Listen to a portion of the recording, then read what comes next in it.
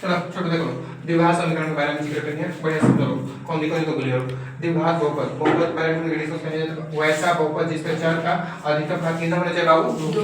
एक व्यापक रूप होता है x² + bx + c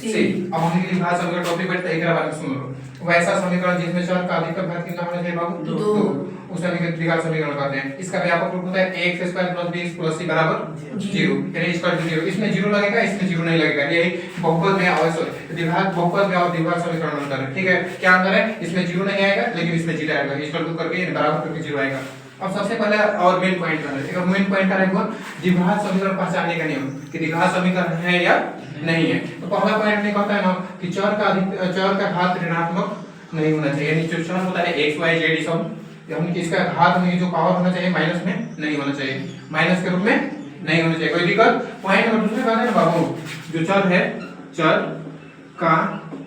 घात भिन्न के रूप में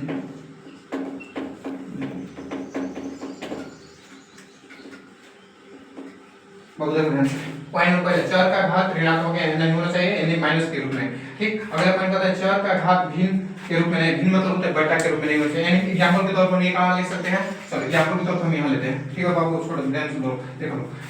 चर का एग्जांपल का मतलब चर बटा x के पावर 2 बटा में 3 कामा x के पावर 1 बटा में 2 कामा x के पावर 4 बटा में 6 ये सब के हमने ये सब स्थिति में नाव खींचे ठीक है बाबू एक सब की स्थिति में नाव खींचे को वीडियो बोर्ड साफ करिए